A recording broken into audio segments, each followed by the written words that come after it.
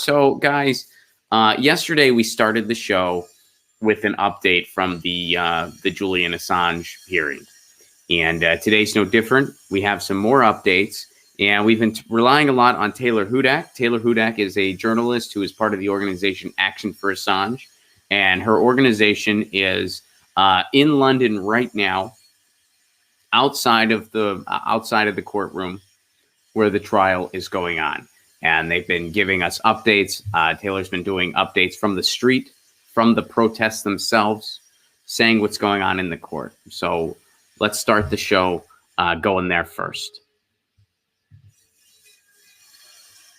Hi, everyone. I'm Taylor Hudak, and I am standing outside Belmarsh Prison in London. Today is the third day of Julian Assange's full extradition hearing.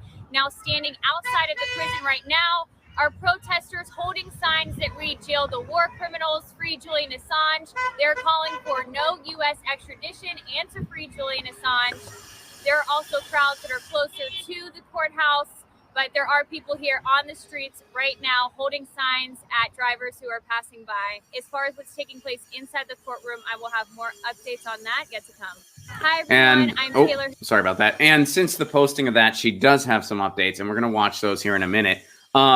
One thing I noticed that was pretty cool. I mean, keep in mind, she's standing around all of these people who are holding up signs in support of Julian Assange.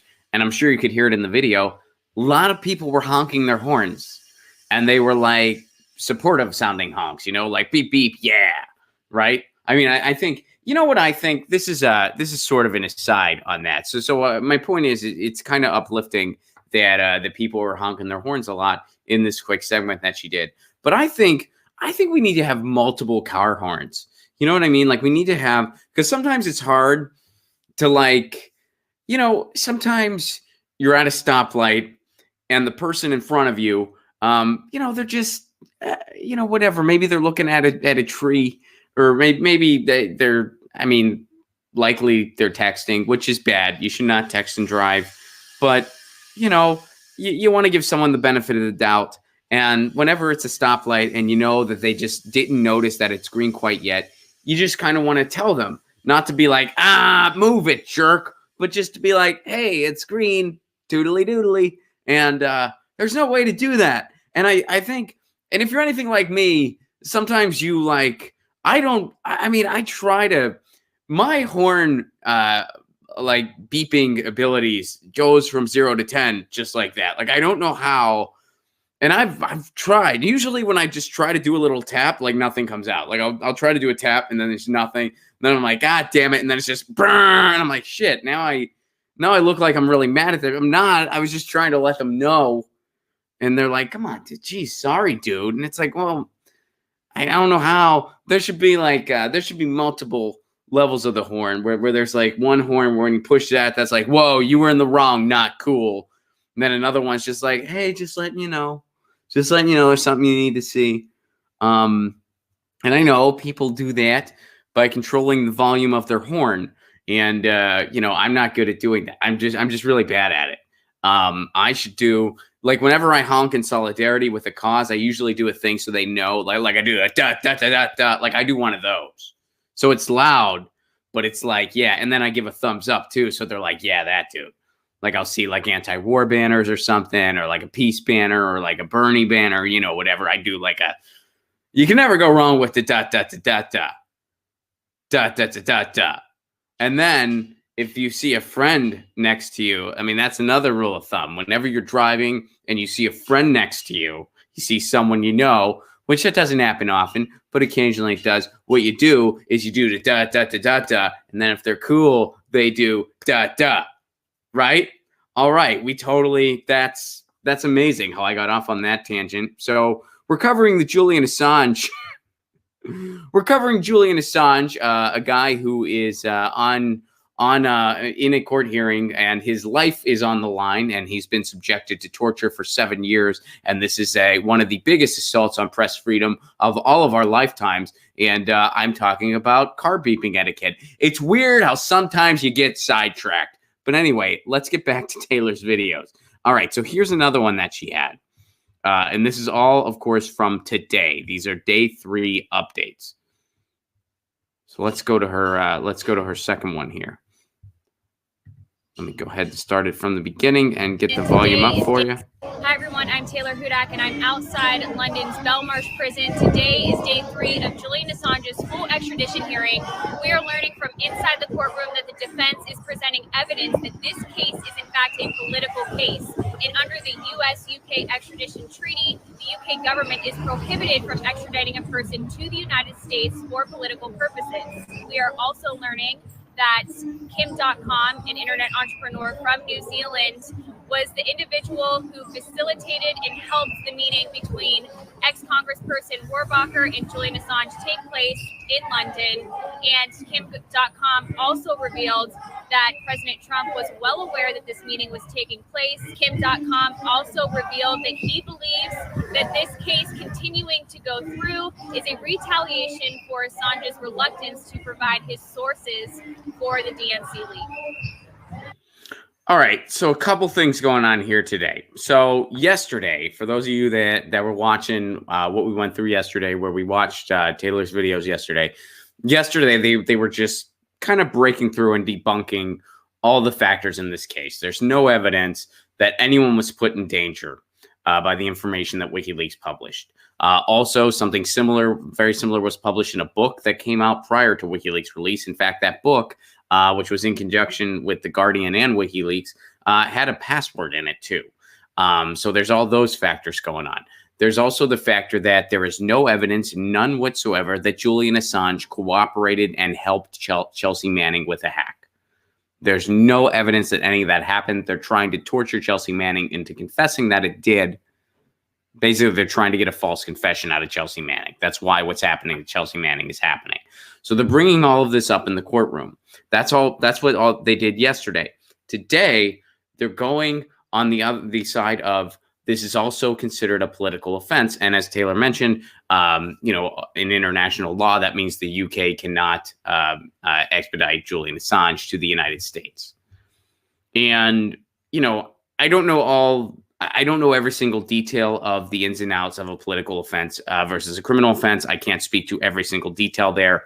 But what we do know is that a political offense is treated much differently. A good example of this is Edward Snowden. One of the main reasons Edward Snowden does not go back to face trial is because they're not treating what he did as a political offense.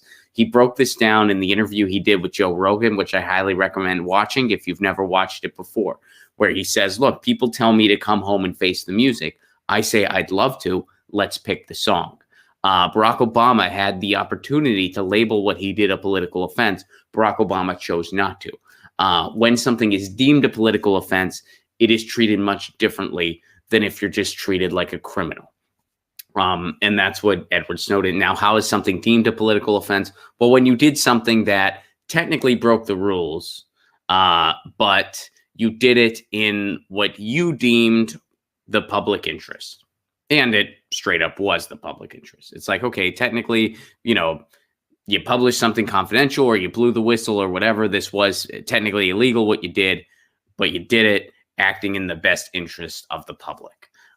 That is what is deemed a political offense. So they're saying, look, this should be a political offense anyway. There's no way this is not he did not do anything criminal here. He just published documents. That's his job. He's a publisher. I don't even, now, obviously, I don't even think it should be a political offense, but, they're bringing about these ridiculous charges, and the lawyer's job is to defend Julian Assange. So they're saying, look, this would be a political offense anyway, which means you can't send this guy to the U.S., where he is for sure not going to get a fair trial. So those are the different angles they're going at. First, they're taking the case apart, and they're doing a good job at it. At least it seems like. I mean, we're only privy to so much. But based on everything that's been available to us so far, it sounds like the defense is doing a decent job in defending him, poking holes in the case itself, exposing the case itself for being just a scam BS case, and then also saying the way this offense is being treated isn't even proper. And then the third factor in bringing the Trump administration into the mix and framing the narrative, which is probably 100% accurate, that a lot of this is in retaliation of Julian Assange not wanting to give up a source. Why would Trump just say, oh, I'll pardon you if you just say that Russia had nothing to do with the DNC leak? Well, Julian Assange has been saying that from day one. He already has that. Well, what else does the Trump administration want? They likely want a source. So those are all the angles, and every single thing is pushing towards, you got to pardon this guy and free him immediately. And chances are it will not be until summer when we hear, anything close to a verdict on this. So, there's a long way to go. We're not going to have an answer this week. But so far, based on everything that's available, there's some reason for hope. Of course, to paraphrase Tyrion Lannister, in regards to this case, the fact that this is even a case to begin with, if you've come here looking for justice, you've come to the wrong place. But, we can't give up hope. So here's the third video Taylor did. And apparently, Julian Assange spoke today himself. And here's what she has to say about that. I think this is an important part to watch as well. Let me back it up and get the volume for you. I'm Taylor Hudak, and I am outside of London's Belmarsh prison. We are learning from inside the courtroom right now that Julian Assange has addressed the court. He is requesting for some additional time to work with his attorneys. He said that he has merely been a spectator in all of this. Assange's attorneys are also going to file an application requesting that Assange be able to sit next to them during tomorrow's court hearing. So, based on her summary, it sounds like he was able to speak and conduct himself in the courtroom. That is a good thing. There were some moments prior where he was just, he was having trouble focusing. He was kind of erratic, and he was showing behavior that's the type of behavior you can expect from someone who's been in solitary confinement as long as he has. Solitary confinement is a form of torture, and that's what he's been going through. And he was showing those types of symptoms. He couldn't focus. He couldn't really express himself, and he was kind of melting down. And that was their goal. That was their goal by doing what they did to him. That's what they wanted. So, when you kind of summarize yesterday and today, just the fact that they're poking holes in the case itself, they're bringing up how it should be deemed a political offense, if anything. They're pointing out the fact that this is retaliation for not giving up a source, which is a principle Wikileaks stand on and should be rewarded, not punished. And the fact that Julian Assange is composing himself in court, these are all positive things. Is there still a lot to be worried about? Of course. Is it still light years beyond criminal that this is even happening in the first place? Yes. This is the biggest assault on press freedom of my lifetime that I am aware of. I mean, like this. I mean, and they're all connected. I mean, Chelsea Manning, Edward Snowden. You really kind of link them all together. But it's crazy to be witnessing and living through all of this in our contemporary society. And, somebody tweeted this to me yesterday. They said, you know what? History is going to judge us harshly for this. They really are. But to quote the Hold Steady, one of my favorite bands, you got to stay positive. So that's the update for today from the Julian Assange case. And, I do think there are some things to be optimistic about, but, we got to stay eyes and ears to the ground, and we got to stay active, and we got to stay, we got to stay on top of this. And again, shout out to Action for Assange and Taylor Hudak. You can follow them at Action for Assange 4 and at _Taylor Hudak. And shout out to them for being our boots on the ground and for doing such a good job. Get your news on with Ron. Don't you want to know what's going on? We're getting our news on today. Get your news on with Ron. Don't you want to know what's going on? We're getting our news on today. You can tweet me an article at Ron Placone. We'll go through it together and make it our own. Get your